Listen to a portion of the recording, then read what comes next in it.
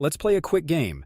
Guess how much you could be making each month just by smartly picking stocks. If you guessed a few $100, come on, think bigger. We're talking $5,000 a month. And no, it's not a lottery win, it's all about dividends. In this video, I'm breaking down the real deal on how to build a dividend portfolio that actually pays you back. Yes, you heard that right. It's not just about throwing money at stocks and hoping for the best. We're going deep into strategies that work, how to pick winners, and how to balance your investments to keep that cash flowing. So, if you're up for turning your investment game around and want to know how to make your bank account grow without stepping out of your door, you're in the right spot. Stick with me, and let's discuss all these steps together. We're talking about making smart choices, understanding the market, and yeah, a bit of patience too. If you're ready to learn something today, hit that thumbs up button. Let's get started and turn those financial goals from daydreams into your everyday reality. Let's start with something important, yet often overlooked. Developing a long-term perspective in dividend investing. I get it, we're all about instant gratification these days, but hang on a sec.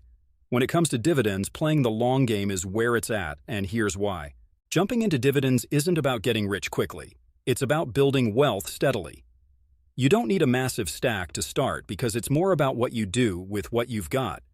Consistency is your best friend here, guys. Now here's an example. A friend of mine, let's call him Alex, started his dividend journey with just a small amount.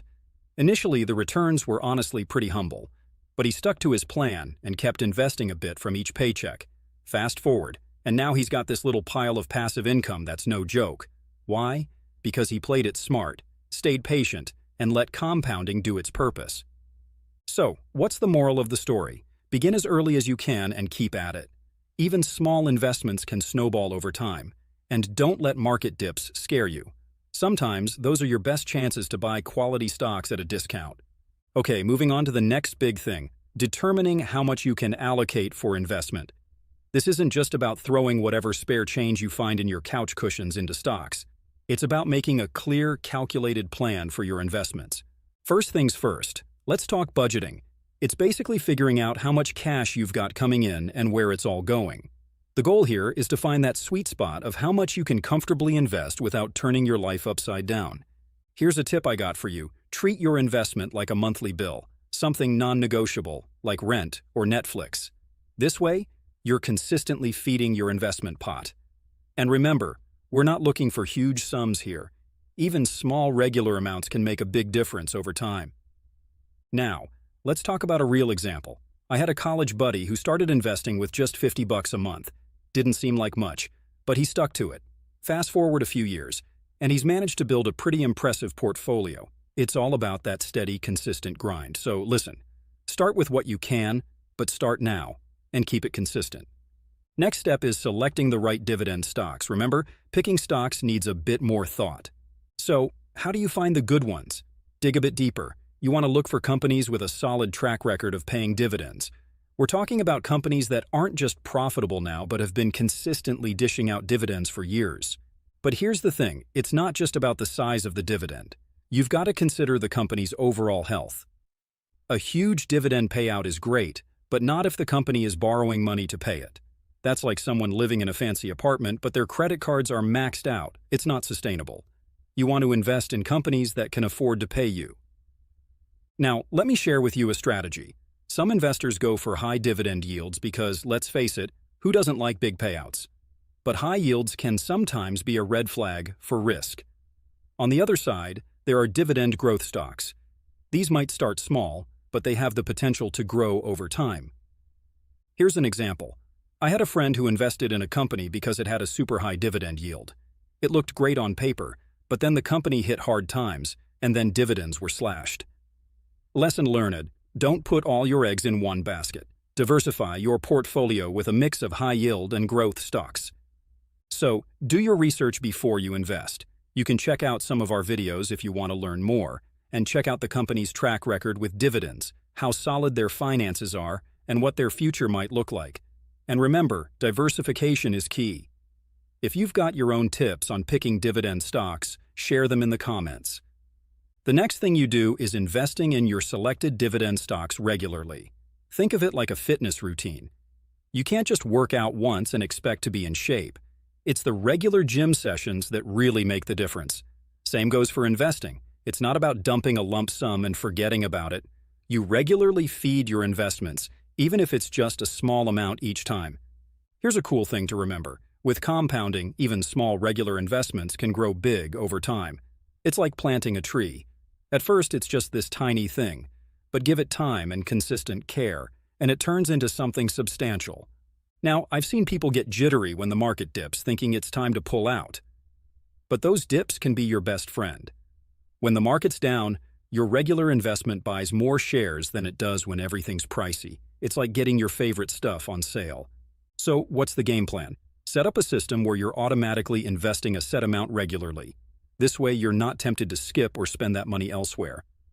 Next is keeping investment costs and trading to a minimum. This is important, guys, so keep watching. Investing isn't just about how much you make, it's also about how much you're not losing to fees and unnecessary trades.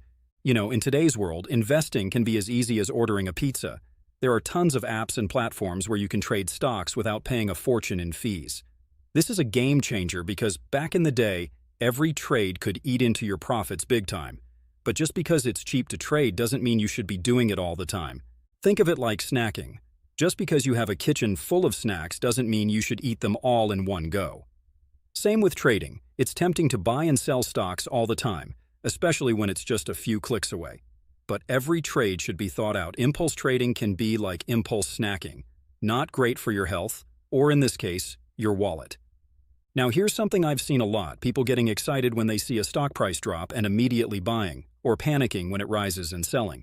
But remember, investing is a marathon, not a sprint. Those knee-jerk reactions can lead to buying high and selling low, the exact opposite of what you want. So here's what you do. Set a strategy and stick to it. Don't let short-term market movements throw you off your game. And always keep an eye on those fees. They might seem small, but they add up.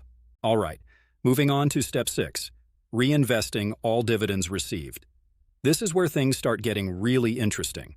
So you've started earning dividends from your investments, awesome, right? But here's the key, instead of just keeping that cash, reinvest it. Think of your dividends like seeds. If you plant them back into your portfolio, they can grow and produce even more dividends. It's like a snowball effect. Now, I know it's tempting to take that dividend cash and splurge on something nice, but let me tell you, the real thing happens when you put that money back into your investments. It's all about compounding your dividends to earn dividends, and over time, this can turn into a serious amount of money. And the cool part? You often have the option to set up automatic reinvestment, so it happens without you even thinking about it. Treat your dividends like an investment, not a paycheck. Reinvest them and watch your portfolio grow over time. It's one of the smartest moves you can make in your investment journey. Let's tackle the final step, step 7, periodically monitoring progress and adjusting accordingly. First up, let's talk about keeping an eye on your portfolio. It's not just set it and forget it, you've got to check in regularly. Now, when you're checking in on your stocks, you're looking for a couple of things. 1, make sure no single stock is taking over your whole portfolio. It's like eating. You want a balanced diet, not just all carbs all the time. A good rule of thumb is to avoid having any one stock make up more than a certain percentage of your portfolio. This way, you're not putting all your eggs in one basket. 2, you've got to keep an eye on the companies you've invested in. Are they still performing well? Are they meeting their financial goals? If a company starts to look shaky, it might be time to rethink that investment.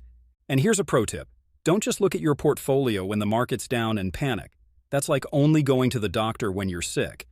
Regular checkups, even when things seem fine, can keep you ahead of the game. So, what's the big picture? Stay engaged with your investments. Adjust as needed. And remember, investing is a dynamic process. It changes as you go. That's a wrap on our guide to earning $5,000 a month through dividends. As the great Warren Buffett once said, the stock market is designed to transfer money from the active to the patient.